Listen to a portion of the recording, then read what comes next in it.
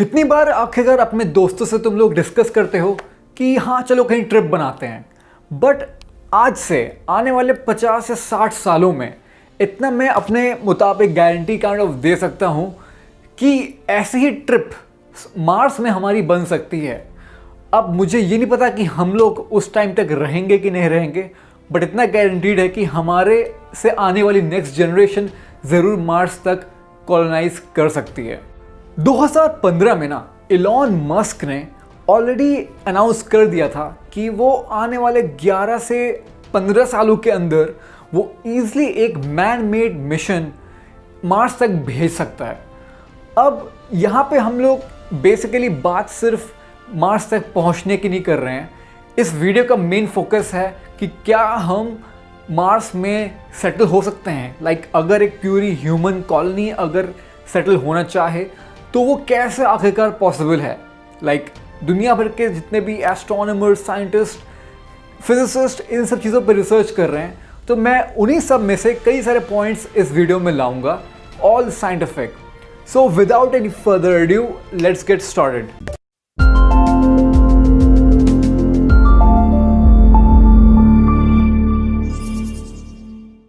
सबसे पहला चैलेंज आखिरकार क्या है? वेल भाई, एक इतना पावरफुल रॉकेट तो बनाओ कम से कम कि आखिरकार वो अर्थ की ग्रेविटी को चीर के हमारे एटमॉस्फेयर से बाहर निकल के आखिरकार उसमें इतना फ्यूल हो कि वो मार्स तक पहली बात पहुंच तो पाए। अब एक चीज़ और भी है, हम तुक्के से ऐसे ही रॉकेट को छोड़ नहीं सकते हैं कि वो एकदम से अर्थ से कूदा और मार्स में आ टपका। यार अर्थ और मार्स की पोजीशनिंग को भी बहुत सोच समझ के हमको मार्स का वो मिशन लॉन्च करना पड़ेगा, बिकॉज ऐसा बहुत कम बार होता है कि अर्थ और मार्स की दोनों के बीच की दूरी काफ़ी कम रहे, बिकॉज दोनों के दोनों सन के अराउंड रिवॉल्व कर रहे हैं, राइट। तो उसके हिसाब से हमको देखना पड़ेगा कि कब आखिरकार वो डिस्टेंस एकदम शॉर्ट है और कब हमें वो लॉन्च करना चाहिए। चलो मान लो फिर हम अर्थ से निकल लिए, अब मार्स तक अगर पहुँचे हैं जैसे ही, सबसे पहली बात तो वहाँ पे लैंड करना एक बहुत बड़ा चैलेंज होगा। एंड प्रॉबेबली जिन लोगों ने वो चीज़ लॉन्च करी है वो ये चीज़ फिगर आउट कर लेंगे। बट यहाँ पे पॉइंट ये है कि भाई मार्स कोई ऐसी बहुत प्लेजेंट जगह तो है नहीं कि आप वहाँ पे पहुँचे और एकदम ठंडी ठंडी हवाएं बहने लगी और छोटे छोटे से पपीज़ कूदने लगे। नहीं, बहुत ही ज़्यादा एक्सट्रीम कंडीशंस है वहाँ पे। Extremely low temperature, dust storms, extreme और एक्सट्रीम से लेके ऐसे ऐसे वेदर कंडीशन जिसमें कि कोई भी लाइफ आखिरकार सर्वाइव कर ही नहीं सकता। का एनवायरनमेंट बहुत ही ज़्यादा जहरीला है। लाइक अगर हम लोग एयर की भी बात करें तो वहाँ का 96% तो कार्बन डाइऑक्साइड है, तो और पानी भी है बट कहीं आसपास ऐसे विजिबल नहीं है, सिर्फ और सिर्फ उसके पोलर एरियाज में है। बट अगर हम लोग कॉलोनाइज करने के पर्पज से अगर जाए ना, तो अगर हम स्टेप बाय स्टेप चीज़ों को लेके चलें तो डेफिनेटली चीज़ें पॉसिबल है। तो सबसे पहले देखो, हम लोग को ना एग्जैक्टली प्रिपेयर होना पड़ेगा मार्स के सरफेस पे कि हम लोग इनिशियल एक ऐसा सेटलमेंट बना सकें कि जिससे कि थोड़ी बहुत चीज़ें ग्रो कर सकें हम लोग। लाइक एज इन, जो तुम ऐसा मान लो जैसे हमने इंटरनेशनल स्पेस स्टेशन है ना, तो वो इतना बड़ा स्ट्रक्चर है, वो एक बार में वहाँ नहीं पहुँचा, कई अलग अलग टुकड़ों में पहुँचा है, ठीक है। तो इसी तरह से जितने भी मार्स में जो भी चीज़ें हम सेटल करना चाहते हैं ना, वो हम एक साथ नहीं ले जाएंगे, वो हम डिफरेंट अलग अलग स्टेप बाय स्टेप ले जाएंगे, ताकि एक साथ जब वो वहाँ पे पहुँचे तो फिर उन सबको चीज़ों को कनेक्ट कर लें और फिर एक ऐसा बंकर बनाया जाए कि वहाँ पे फर्स्टली ह्यूमंस आखिरकार पहली बार सर्वाइव कर सकें। बट स्टिल हम लोग ये सब चीज़ें जितने भी कर लेना, सबसे मेजर चैलेंज वहाँ पे ये है कि वहाँ पे कोई एटमॉस्फेयर ही नहीं है। तो वहाँ पे हम जो भी करना चाहें वहाँ पे खुली हवा से खुली सांस लेना पॉसिबल है ही नहीं। वहाँ पे पौधे उगाना पॉसिबल है ही नहीं। वहाँ पे कोई और लाइफ वहाँ पे एग्जिस्ट करती ही नहीं है। और कहीं पे भी अगर अच्छे से रहना है, लाइक अगर हम लोग अर्थ की बात करें तो एक प्रॉपर एक इकोसिस्टम है, ठीक है। प्लांट्स, एनिमल्स, नदी, समुंदर, ये सब चीज़ें हैं, ये प्रॉपर एक परफेक्ट एनवायरनमेंट बनाते हैं, जो कि मार्स में वो चीज़ पॉसिबल नहीं है। तो आखिरकार क्या सोल्यूशन है इसको? ये आइडिया ना मैं बहुत सीक्रेटली बताने वाला हूँ, एंड ये मुझे मूवी से ये आइडिया मिला था। तुम लोगों ने वो मूवी देखी है मैन ऑफ स्टील?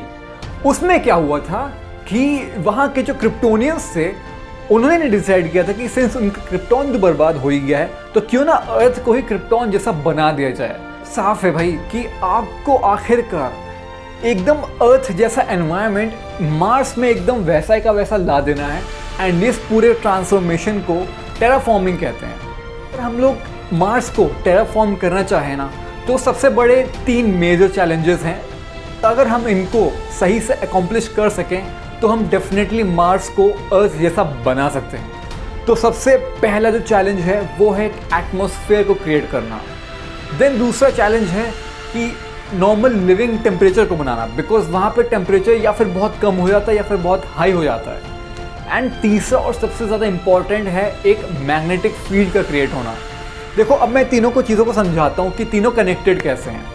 जैसे अर्थ में ओजोन लेयर है राइट, तो उस ओजोन लेयर की वजह से पहली बात तो 2 चीज़ें होती हैं कि अर्थ के अंदर की चीज़ें स्पेस में बाहर नहीं भागती हैं और स्पेस की बहुत सारी बाहर की चीज़ें हमेशा हर चीज़ अंदर अर्थ में नहीं आती हैं। तो अगर ओजोन लेयर हमको यूवी लाइट से बचाता है एंड ओजोन लेयर अंदर अर्थ के अंदर जो भी गैसेस का जो भी मिक्सचर है उसको स्पेस में बाहर भागने से रोकता है, इसीलिए अर्थ में एक प्रॉपर एनवायरनमेंट बना हुआ है। तो सेम चीज़ मार्स में हमको ये चीज़ पॉसिबल करानी है। बेसिकली सबसे पहले एक एटमॉस्फेयर बनाना है ताकि उस एटमॉस्फेयर की वजह से एक proper living type of temperature बन सके एंड फिर एक मैग्नेटिक फील्ड बनानी है। फिर ये चीज़ें पॉसिबल कैसी हैं, तो अगर थियोरेटिकली अगर हम लोग बात करें तो मैंने जो सोर्सेज में जो मैंने पढ़ा है उसके अकॉर्डिंग देखो हम कई सारी चीज़ें कर सकते हैं। बेसिकली हमको उस टाइप ऑफ अर्थ का मॉडल में काम करना पड़ेगा जैसे अर्थ में जैसे पहले लाइफ की शुरुआत हुई थी ना, जैसे उस समय ग्रीन हाउस गैसेस बहुत ज़्यादा प्रिवेलेंट थी, तो हम लोगों को सॉर्ट ऑफ वैसा ही कुछ केमिकल रिएक्शन जो कि अर्थ की शुरुआत के समय में हुआ था जिससे कि लाइफ क्रिएट हुई है, वैसा ही सॉर्ट ऑफ केमिकल रिएक्शन हमको मार्स में कराना पड़ेगा जिससे कि एक चेन ऑफ रिएक्शन बने ताकि वैसे की वैसे ही गैसेस और केमिकल्स बनना शुरू हों और एक एटमॉस्फेयर बनना शुरू हो उसी के अकॉर्डिंग। अगर हमने वो चीज़ पर्टिकुलरली अचीव कर ली ना तो वो जो केमिकल रिएक्शन जो केमिकल चेन रिएक्शन जो बनेगा ना उससे एटमॉस्फेयर क्रिएट होते ही ना पक्का माइक्रो ऑर्गेनिज्म स्टार्ट होने शुरू हो जाएंगे और जैसे ही ये पूरा केमिकल प्रोसेस शुरू हुआ एक इकोसिस्टम डेफिनेटली बनना शुरू होगा। एंड वो इकोसिस्टम इसलिए भी पॉसिबल है बिकॉज मार्स भी ऑलमोस्ट अर्थ के जितना सनलाइट को रिसीव करता है।